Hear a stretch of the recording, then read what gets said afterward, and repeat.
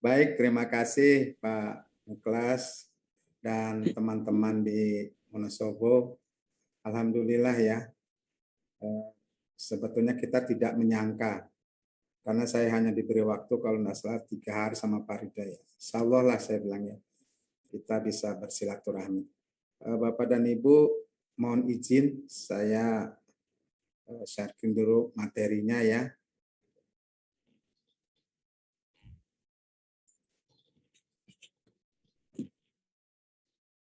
Oh, ada ininya nih.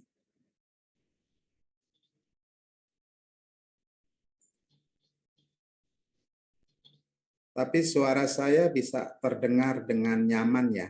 Sangat nyaring, sangat nyaman, Pak. Sangat jelas. Takutnya ada apa itu dengungan-dengungan. Sudah terlihat ininya apa? Belum. Belum. Sudah? Bentar. Belum. Belum, Pak. Sudah. Sudah, Pak. Sudah ya. Baik, Bapak dan Ibu, saya kira saya tidak perlu memperkenalkan secara detail ya tadi Pak Muklas, karena memang kita juga, Pak Muklas juga udah hafal banget, dan saya juga dengan teman-teman di Wonosobo saya kira udah beberapa kali. Yang jelas yang sekarang saya berubah itu adalah yang saya rasakan ya, yang saya rasakan, dan pasti itu berubah itu adalah umur ya. Saya sekarang sudah makin tua, ya kan itu udah pasti ya. Dan kondisi seperti sekarang ini ya seperti ini. Bapak dan Ibu, asesmen nasional ini tahun kemarin kita kan gagal ya. Tahun kemarin gagal. Tapi kalau tahun ini sepertinya sekian persen akan jadi gitu loh. Kenapa saya katakan sekian hampir 100% akan jadi? Karena kalau tahun sekarang ini Permendikbud. This meeting is being recorded. Permendikbud apa? Sekarang kan Permendikbud Risteknya ya, Permendikbud Risteknya itu sudah keluar. Itu Permendikbud nomor 17 tahun 2021. Nah, jadi asesmen nasional itu, mohon maaf kok di saya ini ada tampilan apa ya? Saya mau hapus takut nanti kehapus. Coba ya, kita coba ya, balik lagi lah.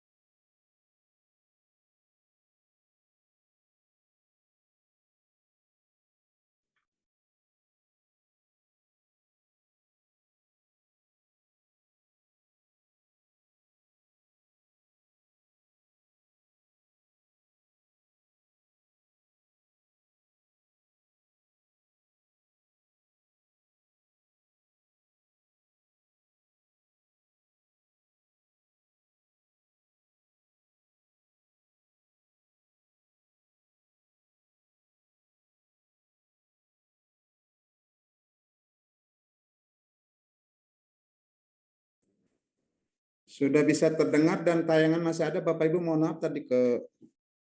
Masih Bapak, monggo. Ininya tayangannya terlihat tidak? Boten, tidak terlihat Bapak. Tayangannya tidak terlihat ya.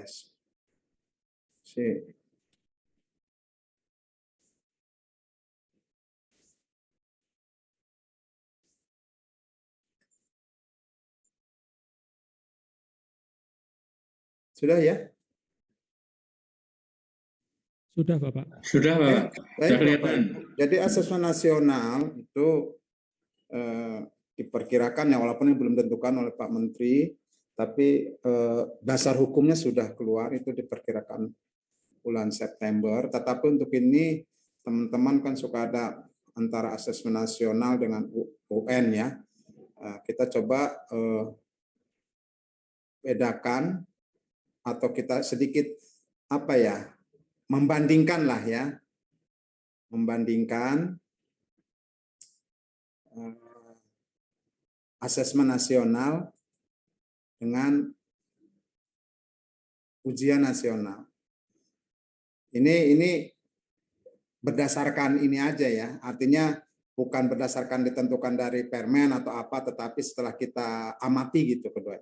Yang pertama bahwa asesmen ujian nasional itu pesertanya itu adalah seluruh kelas 9, sedangkan asesmen nasional adalah wacananya Bapak Ibu, mungkin kalau Bapak Ibu pernah mendengar, itu adalah 45 siswa di kelas 8. Tapi saya tidak berani sekarang mencantumkan 45 karena di dalam Permendikbudnya itu hanya mengatakan perwakilan siswa kelas 8 yang sudah terdaftar di dalam Dapodik. Nah itu ya, nanti jumlahnya berapa itu belum tahu. Artinya karena di sini tidak berbunyi berapa, jadi saya tidak berani mengatakan jumlah. Kalau dulu kita waktu pertama kali tahun 2020 itu sudah ada selentingan-selentingan itu. Yang jelas substansinya adalah perwakilan. Berarti logikanya itu tidak semua kelas 8. Ada juga yang bertanya, kenapa Pak Heri kok kelas 8 gitu kan ya? Kelas 8. Ingat bahwa asesmen nasional ini adalah bukan sebagai nilai perorangan, tetapi ini adalah sebagai pemetaan sebuah institusi, yaitu sebuah pendidikan. Logikanya begini, kalau kelas 8 mereka sudah mengalami kelas 7, sudah mengalami pembelajaran di sekolah itu di kelas 7. Nah, ketika dia di asesmen di kelas 8, mungkin hasil dari asesmen itu kan adalah untuk perbaikan di dalam proses pembelajaran. Nah, ketika perbaikannya itu, ini diharapkan ketika anak itu di kelas 9, dia ikut merasakan gitu loh. Artinya ngalamin gitu loh, hasil perbaikan dia itu di kelas 9-nya gitu loh. Nah itu ya. Lalu waktu saya kira udah paham bahwa ujian nasional 4 hari, ini adalah 2 hari untuk siswa ya. Tapi kalau untuk guru itu nanti ada jenjang. Apakah seminggu, apakah 2 minggu, tetapi nanti ada jenjang. Baik untuk guru maupun untuk kepala sekolah. Ujian nasional pilihan soalnya adalah pilihan ganda semua, sedangkan di dalam ujian nasional itu ada pilihan ganda kompleks, ada menjodohkan, ada isian singkat, dan ada uraian. Nanti saya kira soal-soal model-model ini itu ketika dulu kita di SMP kita gitu atau di SMA mungkin sudah familiar lah ya. Cuma kan anak-anak sekarang ini mungkin belum familiar atau belum ngeh gitu ya, atau belum terbiasa ya. Subjeknya pada ujian nasional ada 4 mata pelajaran, sedangkan pada pada asesmen nasional, nah ini yang perlu ditegaskan ini. Asesmen nasional itu sebetulnya bukan pelajaran bahasa Indonesia. Nah, gitu kan ya. Bukan pelajaran bahasa Indonesia. Atau numerasi itu bukan pelajaran matematika gitu loh. Jadi, wah kalau begitu sekarang yang di AN cuma bahasa Indonesia doang dong dengan matematik. Bukan. Jadi literasi membaca itu adalah integrasi semua pelajaran. Walaupun semua pelajaran tidak dimasukkan ke dalam teorinya. Misalnya, oh kalau begitu nanti ada dong Pak cara menghitung jumlah penduduk. Enggak. Mungkin stimulusnya bisa saja diambil dari fisika. Stimulusnya bisa saja diambil mungkin dari IPS. Stimulusnya bisa saja diambil dari apa. Sekarang logikanya, adakah mata pelajaran yang tidak membutuhkan membaca? Nah, enggak ada. Ya kan? Maka semua mata pelajaran pun adalah kekuatannya adalah di membaca atau literasi. Oleh karena itu, kita tidak bisa mengatakan bahwa literasi membaca itu adalah pelajaran bahasa Indonesia. Ya walaupun sekarang kan yang ngasih materi kan guru bahasa, walaupun gitu kan literasi membaca memang kalau di bahasa itu dalam tanda kutip membaca itu kan diteorikan, ya enggak? diteorikan. Cara mungkin pandangannya, cara satu kata, dua kata atau loncat-loncatnya, ya kan? Tapi kalau dalam pelajaran kan langsung dipraktekkan. Nah itu, Kak. Jadi sekali lagi ini adalah bukan pelajaran bahasa Indonesia. Walaupun mungkin bahasa Indonesia lebih dominan. Lalu yang kedua adalah kalau di UN itu kan CBT. Kita juga CBT. Tapi ini soalnya mudah-mudahan adaptif. Jadi gini, maksudnya begini. Kalau di ujian nasional, anak jawab soal nomor 2 misalnya. Salah. Maka jawaban soal nomor 3 itu soalnya sama dengan anak yang menjawab nomor 2 benar. Nah, gitu. Misalnya si A jawab nomor 2 betul. Maka ketika dia pindah ke soal nomor 3, misalnya gitu yang satu paket, misalnya nggak tahu di mana, itu soalnya sama dengan anak yang menjawab nomor 2 salah. Gitu. Tapi kalau adaptif ini ya, mudah-mudahan tidak berubah perannya. Kalau adaptif, misalnya si A jawab nomor 2 salah, gitu kan ya. Nah, sedangkan si B jawab nomor 2 benar. Maka ketika dia jawab nomor 3, itu antara soal si A dengan si B beda gitu loh.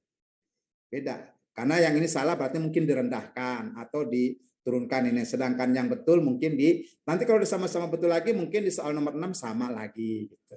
Adaptif ya. Ujian nasional itu adalah pada prinsipnya mengukur kemampuan individu. Ya kan? Pada prinsipnya, tujuannya. Makanya didapatkanlah nilai, ya kan? Nilai si A, si B, si C, walaupun nanti setelah dirata-ratakan dapatlah nilai sekolah. Setelah digabung-gabungkan, maka biasanya orang akan memperingkat sekolah, ya kan? Berdasarkan nilai ujian nasional, gitu. Sedangkan di AN itu sebetulnya yang dinilai adalah institusi. Karena pada prinsipnya yang dinilai itu adalah kognitif. Nah ini kognitifnya masuk sini nih. Dan non kognitif. Non kognitif itu yaitu nanti survei karakter, survei lingkungan belajar itu kognitif. Nah maka yang dinilai itu adalah pada prinsipnya institusinya, sekolahnya, ya sekolahnya. Artinya bagaimana proses pembelajaran di sana, ya nanti di sistem itu tergambar dari hasil anak-anak perwakilan itu, ya kan? Bagaimana misalnya kondisi lingkungan belajar di sana, ya tergambar dari hasil survei kepada anak lingkungan belajar kan, dan survei kepada guru dan kepala sekolah, gitu loh. Jadi guru dan kepala sekolah hanya mengerjakan survei lingkungan belajar, sedangkan anak itu survei AKM ya, AKM itu ya literasi membaca dan numerasi, lalu survei karakter dan survei lingkungan belajar. Nah, tentunya survei lingkungan belajar antara anak dengan guru bisa saja berbeda ya kan gitu. Artinya soalnya berbeda.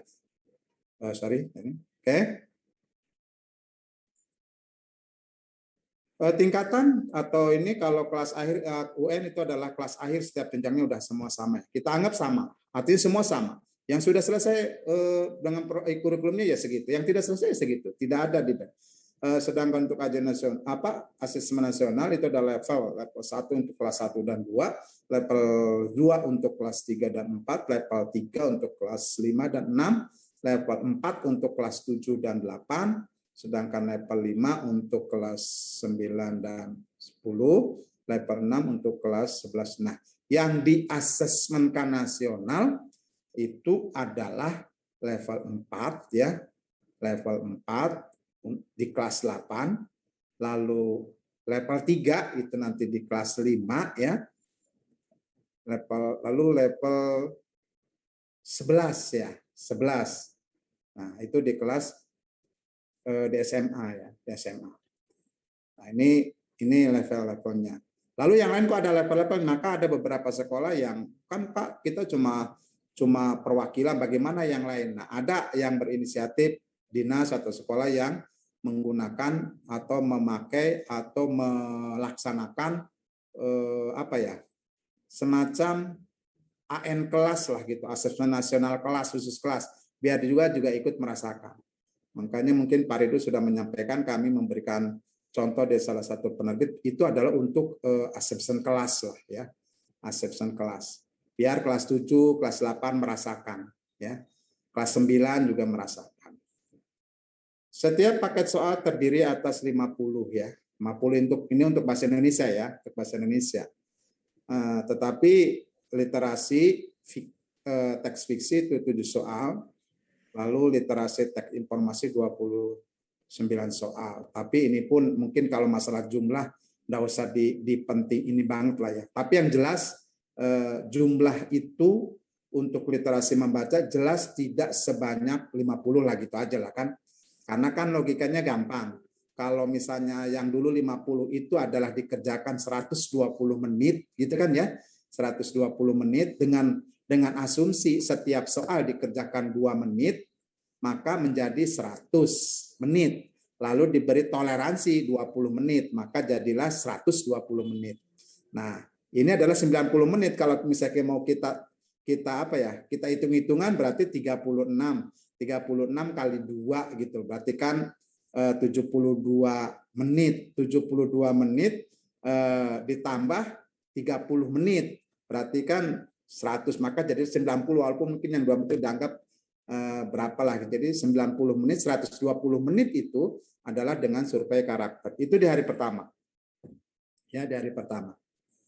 Lalu di hari kedua adalah numerasi sama 90 menit dan survei lingkungan belajar 30 menit. Ya. Nah, mencakup 4 mata tadi sudah saya sampaikan, mencakup seluruh mata pelajaran terintegrasi. Survei karakter plus survei lingkungan baca. Bisa saja di matematika itu juga Bapak Ibu mungkin juga ada soal-soal fisika ya kan? Bisa saja ya kan? Artinya fisika itu cara hitung-hitungannya dan sebagainya. Karena Romes itu kan teknik menghitung dan sebagainya. Oke.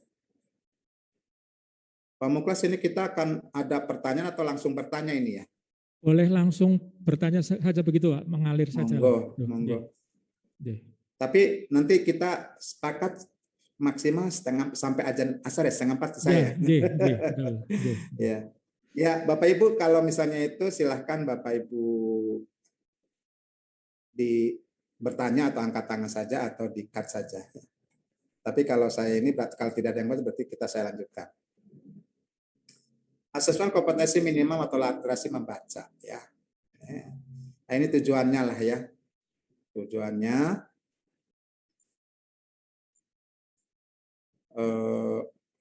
mendiagnosis kompetensi siswa untuk menjadi umpan balik pembelajaran. Tadi sudah sampaikan bahwa ini tujuannya bukan untuk perorangan, tetapi untuk institusi, ya kan? Suka ada yang bertanya gimana Pak Heri cara ininya? Itu nanti orang Pusmenjar lah yang ini, karena dia punya rumus ya. Nanti kita akan mendapatkan kalau nggak salah tadi udah saya sampaikan ya, mendapatkan hasil. Maaf tadi belum saya sampaikan. Nah, mana? Ini kan level amat baik ya kan, kalau nggak salah kan dulu kalau di UN itu amat baik itu jenjang rentang sekian sampai sekian, lalu amat baik, lalu cukup dan sebagainya. Nah ini levelannya mahir, baik, cukup, intervensi khusus. Maksudnya itu nanti di semua kita akan mendapatkan semacam apa ya? Kalau mungkin lebih tepatnya semacam rapot kayak anak-anak TK kali ya, atau bagaimana yang deskripsi itu loh. Ternyata kekurangan di SMP ini atau di SMP kita ini adalah ini gitu, atau dalam survei karakternya ini dalam hal lingkungan belajarnya ini dan sebagainya ya. Intervensi khusus. Ya bisa saja mungkin kalau misalnya mohon maaf nih kalau parah sekali misalnya berdasarkan itu bisa saja mungkin nanti guru-gurunya diklat atau mungkin diberi apa, itu kan nanti biar Kemendikbud Ristek yang menentukan. Mengetahui setiap siswa sudah menguasai apa dan belum menguasai apa sehingga guru mengejar di level yang tepat. Nanti disampaikanlah di hasil deskripsinya itu bahwa mungkin anak untuk hal-hal yang bersifat pemahaman gitu misalnya gitu ya. Untuk hal-hal yang bersifat pemahaman atau akses itu artinya menemukan informasi dari bacaan, jadi hanya betul-betul menemukan saja, itu mungkin 90% anak sudah menguasai. Tetapi kelemahannya itu misalnya anak dalam hal menilai sesuatu, misalnya gitu kan, menilai sesuatu. Nah maka ini sebetulnya ada semacam wacana sebuah tes dilakukan dengan cara HOTS, ini kan nanti yang bagian HOTS itu kan yang bagian level 3 ya. Ini akan mustahil bisa tercapai apabila pembelajarannya juga tidak dilakukan secara HOTS. Ada yang berkesimpulan begitu. Literasi membaca adalah kemampuan untuk memahami, nah ini akses ya, menggunakan, dulu mungkin kita menggunakan istilah aplikasi, lalu mengevaluasi, nah ini level 3, kalau dalam UN itu dulu kita kan ada 3 level juga, ini juga kita menggunakan 3 level. Mengevaluasi, merefleksi dalam kehidupan tentunya, berbagai jenis teks, nanti teks-teks yang digunakan itu sebetulnya di apa ya, dikelompokkan masing-masing ada tag yang ini, tapi sebetulnya bagi saya substansinya itu bukan di situ tetapi tag atau membaca, ya kan gitu. Artinya bagaimana membaca itu atau literasi itu menjadi karakter, menjadi budaya gitu loh. Baik untuk siswa maupun untuk guru. Untuk menyelesaikan masalah dalam pengembangan kapasitas individu sebagai warga. Ini ya seperti itu. Memang ada 3, memahami, menggunakan, mengevaluasi, dan merefleksi. Nanti setiap bagian kita berikan contoh soalnya. Nah, ini kontennya itu, komponen untuk AKM-nya, kontennya itu ada 2, teks informasi dan teks sastra. Ya, teks informasi dan teks sastra. Informasi mungkin di dalamnya ada saintifik, ada ya pokoknya yang berhubungan dengan informasi lah, tapi nanti tetap harus mengacu kepada konteks yang personal, sosial budaya, dan saintifik. Ya, artinya teks informasi bisa saintifik. Sastra pun mungkin bisa juga saintifik, ya kan? Artinya sastra itu dilakukan ditampilkan dengan menggunakan tokoh dan sebagainya, tetapi dia menyampaikan suatu ilmu pengetahuan. Ya, misalnya kalau saya kebetulan karena cucu saya doyan Ipin ya, dia itu kan ada teks, walaupun dia disampaikan dengan itu Upin jadi astronot dan sebagainya, itu kan berarti udah saintifik. Kontennya teks informasi dan teks sastra. Saya harapkan Bapak Ibu nanti ketika itu mungkin dengan AKM kelas, Bapak Ibu bisa membuat lah ya. Sekarang kan sumber-sumber bacaan itu kita tidak sesusah seperti dulu. Yang penting ada udara, ya kan, ada HP, dan yang lebih penting lagi ada kuotanya atau isinya. Udah kita dapat mencari informasi apa saja. Teks informasi dan teks sastra. Lalu proses kognisinya itu yang tadi yang saya sampaikan itu. 1, menemukan informasi. Retrieve-nya yang paling rendah. Jadi menemukan informasi itu ya betul-betul anak itu hanya disuruh ya semacam tersurat gitu loh, tersurat. Artinya dia akan bisa menemukan kalau dia membaca gitu loh. Dia akan bisa menemukan kalau dia membaca. Mungkin ada di paragraf 1, ada di paragraf 2 informasi itu. Nah itu level yang paling rendah. Dan dalam AKM ini tetap ada, karena kan nggak mungkin ujuk-ujuk anak dikasih level yang mengevaluasi dan merefleksi ya kan.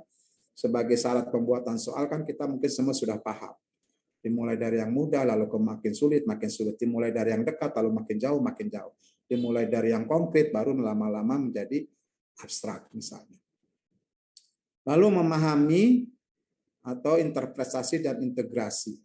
Jadi interpretasi saya kira udah paham Bapak Ibu, memahami lah ya, paham. Mungkin bukan saja yang tersurat, tetapi dia bisa memahami atau bisa menemukan hal yang tersuratnya juga. Kalau integrasi, bisa aja mungkin stimulus itu ada 2 teks atau lebih, dia hubungkan, ya kan? Atau dia menghubungkan dengan pengetahuannya. Artinya kita berharap bahwa anak itu adalah bukan tong kosong. Kita menampilkan misalnya sebuah teks budaya. Saya yakin anak-anak juga pernah membaca budaya ini mungkin dari sumber yang berbeda. Itu kita harus sudah berpikiran begitu. Maka nanti dalam soal-soal yang berintegrasi itu, ya bagaimana? Misalnya, ada di buku saya yang kelas 8 itu, kalau nggak salah, kelas 8 atau kelas 7 lah ya yang ini, budaya itu tentang di Wonosobo yang ruatan yang rambut gimbal itu. Nah Nah, itu nanti dihubungkan mungkin dengan hal apa. Misalnya orang yang namanya larungan ya kan, larung ke laut, apa gitu. Setiap daerah kan sebetulnya pada prinsipnya ada gitu loh. Dalam artian itu bahwa larungan itu adalah budaya bagaimana suatu daerah atau orang daerah tertentu cara mensyukuri, ya kan? Cara mensyukuri nikmat yang telah diberikan oleh Tuhan. Macam-macam kan caranya kan? Seperti di daerah saya ada yang disebut dengan sedekah bumi. Pada prinsipnya sama dengan larungan, ya kan? Apa? Dia bersyukur kepada laut yang telah memberikan ikan. Ya, kami pun dulu waktu masih pertanian masih bagus, saya bersyukur atau kami bersyukur sedekah bumi itu karena tanah telah menyuburkan padi misalnya. Saya kira banyak lah ya itu hal-hal yang bersifat bersyukur ya. Termasuk mungkin di Gunung Bromo itu yang kasada itu yang melemparkan melemparkan hasil-hasil pertanian ke dalam kawah Bromo. Saya kira juga itu adalah bentuk cara bersyukur ya kan, cara bersyukur. Nah, nggak usah bertanya, Pak, cara bersyukur begitu benar atau udah nggak usah bertanya. Pokoknya itulah cara bersyukur ya. Lalu yang ketiga adalah mengevaluasi dan merefleksi, ya, mengevaluasi dan merefleksi. Perbandingannya yang jelas lah, perbandingan sebuah soal lah ya. Artinya berapa sih Ferry perbandingan? Ya, pokoknya perbandingannya nggak mungkin lah perbandingannya itu misalnya yang mengevaluasi itu lebih banyak dari yang menemukan atau retrieve ya. Biasanya kan kalau logikanya itu ya antara yang menemukan antara yang gampang, yang mudah atau yang rendah dengan yang tinggi itu biasanya seimbang. Kalau yang tengah-tengah itu biasanya kan penjumlahan antara yang rendah dengan yang tinggi. Kalau misalnya soal itu 4, ini misalnya ya mungkin yang mudahnya 1, yang sedangnya 2, yang sulitnya 1 misalnya gitu ya. Nah, yang jelas perbandingan ada, tapi perbandingan itu tidak mutlak ya, tidak mutlak. Katanya misalnya soalnya 36, ternyata Ferry yang sulit itu ada 15, ya belum tentu ini kalau kita tanyakan kepada sekolah lain yang sulit itu 15, bisa enggak kok yang sulit cuma 13, nah, bisa aja begitu ya kan gitu. Konteksnya personal ya, personal. Ini memang harus bisa kita. Personal itu artinya gini. Bisa saja teks itu informasi gitu loh. Tapi dikemas dalam bentuk person. Misalnya saya akan menyampaikan, tapi ini dasarnya kan dari internet. Kita menyampaikan tentang katakan saja penyedap rasa lah, penyedap rasa. Tapi dengan cara personal. Dengan cara ya mungkin disampaikan ibu, nah atau pokoknya personal itu menceritakan seseorang gitu loh, menceritakan seseorang. Tapi konteksnya itu ya tentang suatu masalah, ya tentang suatu masalah, ya. Nah, sosial budaya, sosial budaya. Wah ini mah banyak ya. Pokoknya budaya apa saja, ya. Sosial budaya, apalagi negara kita ini, setiap daerah ya tadi udah saya sampaikan. Budaya cara bersyukur saja hampir setiap daerah itu punya cara masing-masing. Itu adalah kekayaan kita ya. Scientific. Jadi ya anak diajari bukan berlogika. Contoh. Mungkin dulu kita pernah waktu ya ceritalah dongeng dari nenek kita atau kakek kita bahwa gerhana itu adalah matahari atau bulan yang sedang atau apa mau dimakan raksasa apa gitu kan. Nah, akhirnya kan dalam saintifik sekarang dijelaskan bagaimana terjadinya gerhana. Bahkan bagi orang kok bisa sampai sekarang ini orang bisa menghitung atau menentukan waktu gerhana matahari total kapan, bahkan sampai ke detik-detiknya juga bisa ditentukan. Nah itu kan saintifik. Ini ilmu pengetahuan, informasi ya. Lalu ada juga dulu pernah saya baca itu sederhana sekali hasil penelitian anak-anak ini. Undur-undur, ya kan? Undur-undur. Mungkin Bapak Ibu pernah tahu ya undur-undur itu kan pernah naik daun katanya dulu disinyalir dapat mengobati diabetes ya, makanya undur-undur itu dulu waktu itu pernah naik daun, mahal harganya. Lalu ada pertanyaan, ada sebuah penelitian, kenapa undur-undur jalannya mundur? Itu ya kalau diterangkan secara keilmuan itu jadi saintifik.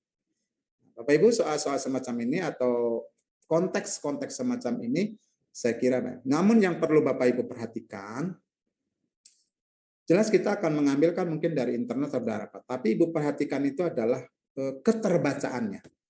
Tolong untuk diperhatikan keterbacaannya. Boleh aja personal mungkin ada ini ya, ada AKM kelas, boleh di kelas 7, boleh di kelas 8, boleh di kelas 9 ya kan? Tapi kita harus memperhatikan keterbacaan. Artinya dibaca dulu mungkin ada kata-kata atau ada hal yang kurang. Ya. Konten tadi sudah sampaikan ya, teks informasi, data dan sebagainya. Mungkin Ibu hanya menampilkan grafik, misalnya Bapak menampilkan grafik tentang Angkatan Kerja Indonesia tahun 2019. Nah, itu kalau kita buka di Badan Statistik ya, itu kita mau apa aja di situ ada. Ya. Itu bisa jadikan sebagai stimulus ya. Sebagai stimulus. Teks informasi. Jadi tujuannya apa? Ya setelah anak baca, anak mendapatkan informasi ya tentang sesuatu. Sedangkan kalau teks sastra, anak mendapat kesenangan biasanya, mendapat hiburan gitu loh. Ya itu biasanya teks sastra. Nanti kita bisa atau Ibu bisa baca. Saya kira inilah kalau teks informasi dengan teks sastra udah oke lah Bapak Ibu. Tadi sudah saya sampaikan proses kominya. Yang pertama kan ada 3 tadi ya. Menemukan informasi itu retrieve dan akses. Jadi sudah saya sampaikan ini adalah level yang paling dalam artian paling rendah itu kalau kita bandingkan dari 3 itu ya, ini adalah level yang paling rendah. Kenapa? Karena anak betul-betul di sini hanya suruh mencari informasi yang secara tertulis, secara tersurat sudah ada di teks gitu loh. Sudah ada di teks ya. Jadi makanya disebut akses. Artinya mencari letaknya di mana gitu loh. Maka kompetensi yang diharapkan dapat adalah menemukan, mengidentifikasi ya. Mengidentifikasi lalu mendeskripsikan suatu gagasan, ada nanti sana secara eksplisit dalam teks. Akses lebih pada bagaimana proses mencapai ke tempat keberadaan informasi tadi kan sudah letaknya di mana itu. Informasi dapat ditemukan secara eksplisit dalam teks. Pembaca hanya perlu menemukan lokasi informasi tersebut dan memilihnya ya. Memilihnya. Jadi kata kuncinya itu menemukan, mengidentifikasi, mendeskripsi. Nah, itu nanti dari 3 ini ya dibuat dalam bentuk berbagai macam soal. Tadi kan soalnya ada 5 pada 7 itu. Yang pilihan ganda kompleks, menjodohkan, isian dan uraian ya, uraian singkat. Itu. Nah, ini contoh ya, ini contoh. Manfaat. Nah, ini misalnya ini sebuah stimulus lah ya, sebuah stimulus. Apakah nama hormon yang dihasilkan saat stres? Ya, nggak usah menafsirkan, ya kan? Lihat aja, dibaca aja, nanti ketemu ini ya kan gitu. Nah, hormon yang dihasilkan saat stres. Nah, itu kan ada wanita dengan rumah berantakan mempunyai tingkat kortisol. Nah, ini kortisol kan hormon yang dihasilkan saat stres. Berarti ini, ya kan gitu kan, yang lebih tinggi dibandingkan mereka dengan rumah rapi. Tapi ke wanita aja ya, udahlah ini namanya bacaan ya. Mungkin laki-laki juga sama kali ya. Nah, ini. Wanita dengan rumah berantakan mempunyai tingkat kortisol. Apa itu kortisol? Yaitu hormon yang dihasilkan saat stres. Apakah nama hormonnya? Ya ada kan di sini kan? Nggak perlu kita menafsirkan. Ini misalnya ditulis dalam bentuk soal uraian singkat ya. Ini uraian singkat. Oke. Ya. Yang berikutnya ini bacaannya Bapak Ibu, saya mohon maaf ya, bacaannya ini nih udah saya ini sumbernya nih, sumber bacaan ini pokoknya maksudnya begitulah ya. Hal yang menyebabkan letusan Gunung Merapi tidak pernah sampai ke Keraton Yogyakarta adalah dijaga oleh raksasa jelmaan Ki Juru. Ini soal itu, ini soal sastra ini kayaknya nih ya, soal sastra ini ya. Karena jawabannya itulah dijaga oleh raksasa jelmaan Ki Juru Taman. Ini di soal sastra, mungkin terjadinya Gunung Merapi apa-apalah ya. Nah, ini sumbernya gitu loh. Jadi nanti jangan Pak Eri kok itu soal nggak ada ini ujug-ujug ini, kan soal ujug-ujug kan, makanya saya cantumkan sumbernya di sini bahwa ini adalah ada sebuah bacaan. Itulah ya, hal yang menyebabkan letusan Gunung Merapi tidak pernah sampai ke Keraton Yogyakarta. Ini adalah dalam bentuk isian ya. Seandainya kamu diminta untuk mencari informasi tahun berapa saja, misalnya gitu, tahun berapa saja. Gunung Merapi meletus yang paling dahsyat atau besar, maka ini ada di sana ya, ada di informasi itu ya harus ada dijaga oleh raksasa jelmaan tidur ini. Nah, ini hal-hal yang menyebabkan gangguan itu ini soal sastra ini ada bacaannya nih ya, jawabannya kurang tidur, kurang olahraga. Nah, Bapak Ibu jawabannya itu saya sih oleh raksasa ini nanti di sono bunyinya A, B, C, D saya punya, tapi begini logikanya. Nanti boleh juga disampaikan kan Gunung Merapi apalah ya. Nah, ini sih seperti kita ngisi psikologi itu tes IQ apa ya. Kalau kotak begini, ini berarti kan yang diconteng atau yang benar itu bisa lebih dari satu. Ya. Lebih dari satu. Dan bukan bisa, memang harus lebih dari satu. Tapi kalau misalnya yang jadi nanti jangan Pak Eri kok itu soal nggak ada ini ujug-ujug ini, ya kan? Seperti ini ujug-ujug kan, makanya namanya bulat-bulatannya di sini bahwa ini adalah ada sebuah bacaan. Itu pasti yang betul hanya satu, gitu loh. Yang betul hanya satu. Baik. Nah, memahami atau interpretasi dan integrasi. Lalu pada level ini membandingkan. Ini adalah gini. Bisa membandingkan isian pada dua teks. Seandainya kamu diminta untuk mencari informasi, misalnya tampilkan stimulusnya 2 teks. Bandingkan informasi apa saja. Bisa juga mungkin membandingkan itu dari teks yang ada. Gunung Merapi meletus yang paling dahsyat atau besar, maka ini ada di sana. Pengetahuan anak tentang itu gitu loh. Nah, mungkin bisa dibandingkan itu. Ada. Jadi dalam satu itu kan saya katakan ide atau informasi dalam atau antar teks. Berarti kalau antar teks, stimulusnya ada 2 teks. Membuat kesimpulan, mengelompokkan, dan mengkombinasikan ide dan informasi. Kalau begitu, mengkombinasikan ide, ya masih ada ide pokok, ya masih, tapi ya mungkin tidak seperti di ujian nasional. Ide pokok paragraf tersebut adalah, ya kan gitu, seperti itu mungkin, ya kan gitu. Kata kuncinya adalah membandingkan, mengkontraskan, mengelompokkan, mengkombinasikan. Itu kata kunci untuk interpretasi dan integrasi. Kita lihat modelnya, ini soalnya masih sama. Kan satu stimulus itu, Bapak Ibu, bisa saja digunakan untuk beberapa soal ya. Bisa saja digunakan untuk beberapa soal. Jadi satu stimulus bisa aja ya tergantung kebutuhan. Biasanya kalau di kami pembuat soal itu stimulusnya sedikit, tapi diminta soalnya banyak. Ya itu yang agak kita bukan kerepotan, tapi kita harus menggali gitu loh. Menggali apa yang ada di dalam, lalu apa yang ada di masyarakat, terus kita gali sehingga menjadi sebuah soal. Yang paling gampang itu stimulusnya panjang, tetapi suruh buat soalnya itu sedikit. Wah itu gampang biasanya. Misalnya stimulusnya 2 lembar, 2 halaman lah. Tetapi hanya untuk 4 soal. Wah itu. Tapi kalau cuma berupa gambar, 1 gambar, kita dibuat untuk membuat 5 soal, wah itu berarti penggaliannya itu harus kuat. Memahami biasanya memang ini ciri khas ya, tapi bukan nggak mesti ini nggak selalu ini. Mengapa coklat dibandingkan dengan apel pada infografis tersebut? Ini adalah di sini ya kan, pasti ada ininya, tapi tidak ada secara tertulis gitu loh, tidak ada secara tertulis. Tapi secara kalau dipahami ada jawabannya. Ini saya keganggu dengan ini ya. Oke. Makanan lebih sehat. Di sini kan mereka yang bekerja di ruangan rapi selama 10 menit 2 kali dan sebagainya. Ini kan apel, ini kan ini pasti nanti ada di sininya. Artinya kalau dipahami. Karena sekali lagi kalau interpretasi ya atau integratif, ini kan interpretatif itu bisa ada, kebanyakan tidak ada karena proses pemahaman. ini memahami latar belakang materi stimulusnya ini ya, tetapi ini menjodohkan. Misalnya nomor 1 itu kalau nanti di slide itu kan ditarik ya, mungkin Bapak Ibu ada yang sudah bisalah itunya IT-nya. Jadi ketika dia sini klik, dia akan langsung klik misalnya nomor 1 ke C, maka dia akan langsung terhubung.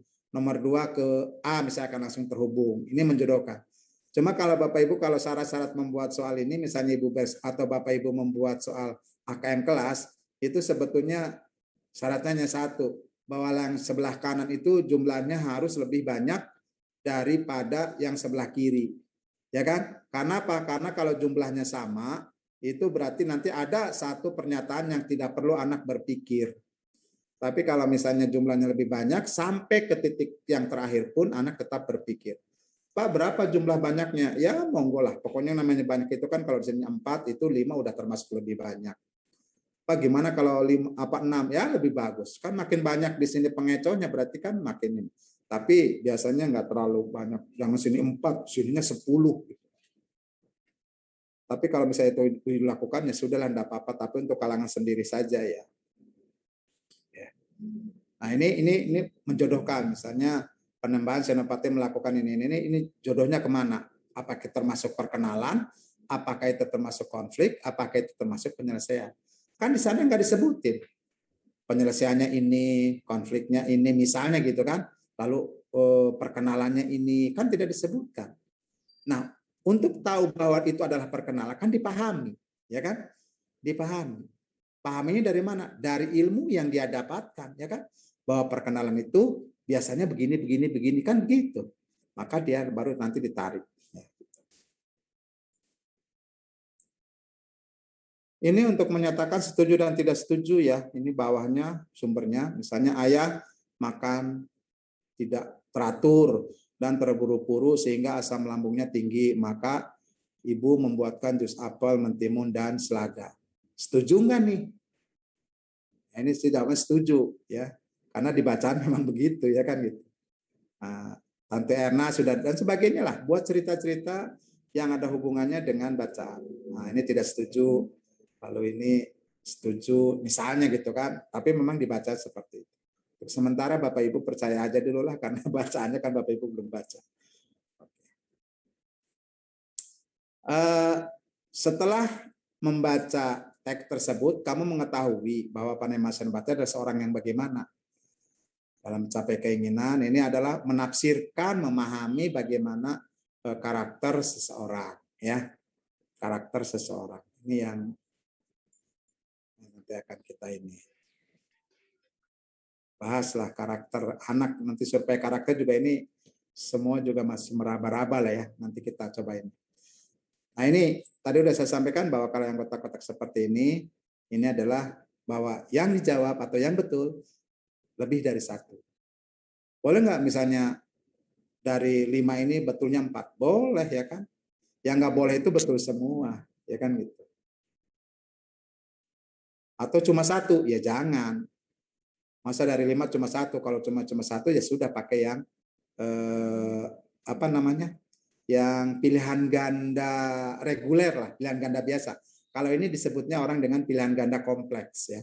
Jadi pilihan ganda kompleks itu sebetulnya salah satunya ini setuju tidak setuju, benar tidak benar, itu adalah pilihan ganda kompleks.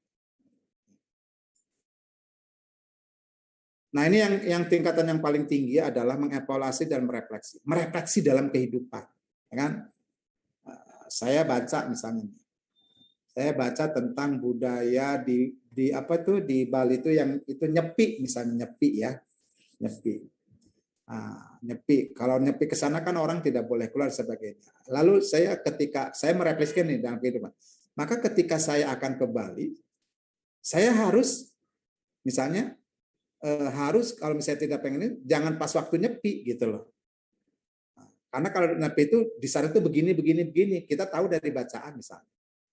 Atau misalnya saya pengen melihat ruatan pemotongan rambut gimbal itu kan. Pemotongan rambut gimbal itu tidak dilakukan, artinya tidak lakukan sembarang waktu gitu loh. Ada waktu-waktunya gitu loh. Nah, ketika saya dengan keluarga ingin menyaksikan secara langsung, maka saya harus baca waktunya kapan. Bahkan kan mungkin waktunya juga tidak sama seperti waktu yang tanggal kita yang sekarang misalnya tanggal 20 Mei, tanggal 1 Mei, kan nggak begitu juga. Dia kan pakai waktu-waktu apa ya? Muharram apalah pokoknya. Ya kan harus kita perhitungkan juga, ya kan, merefleksikan. Lalu menilai, ya. Ini yang memang dalam yang terakhir ini yang mengevaluasi, ya, menilai. Menilai itu ada dua, ya. Menilai isinya, ya kan? Artinya isi teks, informasinya. Lalu menilai fisiknya, gitu loh. Artinya itu dalam baca menilai fisik gini. Bagaimana misalnya penampilan gambarnya, ya kan, penampilan gambar, atau mungkin bagaimana layoutnya, ini berarti menilai fisik. Sedangkan informasinya misalnya, ya informasinya isinya, ternyata isinya ini ada yang keliru, padahal yang saya baca ini begini, itu menilai juga. Jadi di sini disebutkan menganalisis, memprediksi, dan menilai konten, ya kan, bahasa, konten itu kan berarti isinya, ya, bahasa, unsur-unsur dalam teks ini berarti konteksnya gitu. Misalnya kita menampilkan sebuah bacaan, lalu tampilkan gambar. Sengaja gambar itu mungkin warnanya kurang bagus dan sebagainya, bukannya ini. Lalu kita beri anak, bagaimana penilaian kamu terhadap gambar? Sebaiknya bagaimana? Wah, nanti anak itu, wah kalau gambar begini Pak, atau isi teksnya begini, sebaiknya gambar yang dimunculkan ini gitu. Misalnya kita menampilkan legenda apa itu Timun Mas ya, Timun Mas yang dikejar-kejar raksasa itu. Ternyata misalnya gambarnya itu di situ adalah hanya sebuah timun misalnya gitu. Maka dinilai sebaiknya apakah itu? Mungkin anak akan menjawab, baiknya gambar itu bukan itu Pak. Mungkin gambarnya itu biasanya kan kalau gambar-gambar di dalam sebuah cerita itulah gambar-gambar yang saat konflik gitu. Seharusnya ketika Timun Masnya itu dikejar-kejar raksasa misalnya. Itu kan lebih hidup daripada hanya sebuah ada sebuah pohon lalu di bawahnya itu ada bungkusan ternyata timun itu ternyata anak bayi perempuan gitu misalnya.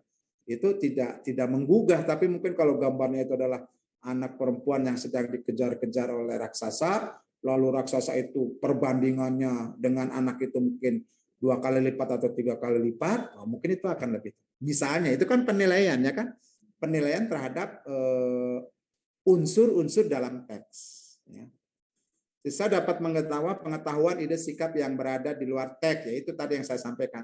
Bahwa siswa itu membaca sesuatu itu bukan berarti dia tidak punya pengetahuan tentang itu gitu. Nah itu yang harus kita gali gitu. Cuma memang kita kelebihan kita lah untuk menggali itu. Lalu siswa telah mampu merefleksi dan membuat sebuah gambaran atau opini terhadap teks yang dibaca. Tadi sudah sampaikan kan, merefleksi dalam kehidupan sehingga dia membentuk opini gitu loh.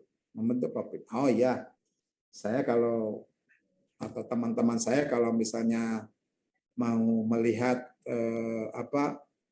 acara kasada di Gunung Bromo, ya saya harus berangkat dari Jakarta kapan gitu loh, supaya pas sampai sono itu tidak kelamaan dan tidak kelewat gitu. Menilai dan merefleksi.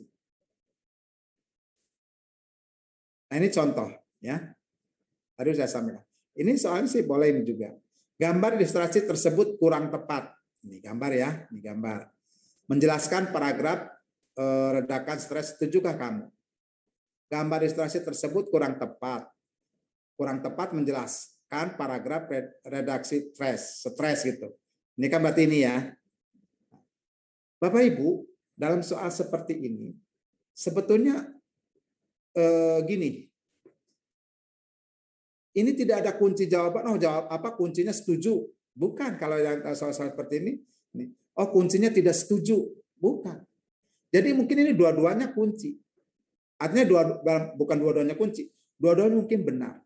Yang perlu kan kita sebetulnya penilaiannya. Bagaimana penjelasan anak. Ya kan, bahkan saya jelaskan. bisa aja ketika dia mengatakan setuju, lalu penjelasannya juga masuk akal. Ketika dia tidak mengatakan tidak setuju, iya juga gitu, masuk akal juga gitu loh. Ya betul juga gitu. Maka itu benar gitu loh. Jadi ini wah enggak, pokoknya kuncinya harus setuju apapun alasannya. Nah, enggak, kalau dalam AKM enggak seperti itu. Nah, ini memang agak sulit Bapak Ibu nanti kalau Bapak Ibu ngoreknya secara manual mungkin sih no problem ya. Tapi kan kita wacananya bahwa AKM itu kan baik yang isian singkat maupun apa itu akan dikoreksi secara komputer. Artinya secara sistem ya, secara sistem. Makanya sebetulnya kalau yang soal ini kita buat apa ya? Buat kuncinya itu betul-betul harus memikirkan, makanya sebut yang kata kunci. Memikirkan apa? Memikirkan kemungkinan anak menggunakan kata atau menjawab, tapi benar gitu loh. Nah, ini memang harus dipikirkan dalam pembuatan soalnya. Ya, nah ini berarti menilai ya kan? Ini menilai konten apa menilai konteks?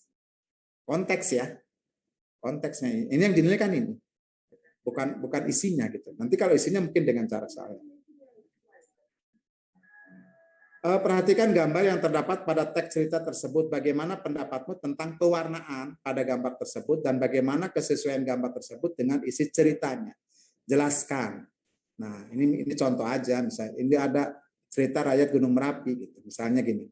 Pewarnaan gambar tersebut sangat bagus, bahkan suasana malam dengan aliran lahar panas yang terang yang ditampilkan sangat membawa suasana batin pembaca.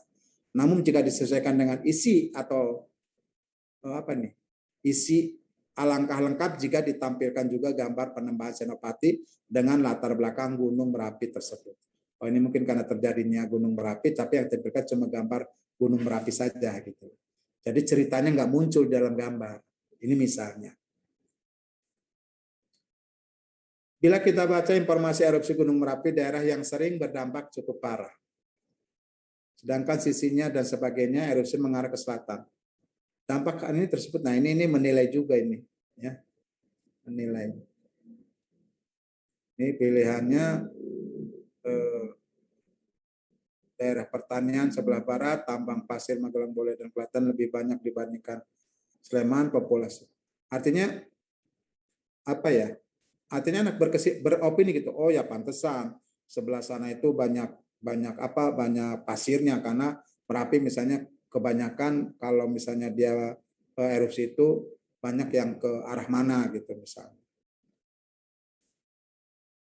Bagaimana pendapatmu ketepatan informasi dan data pendukung pada teks tersebut? Ini kok nggak ada bacanya ya. Jenis perangkat blok yang digunakan baik, namun ini sebetulnya lupa mencantumkan sumbernya. Ada ini, karena di sini ada jawabannya. Oh ini yang bacanya itu adalah yang jus itu, yang jus untuk apa itu?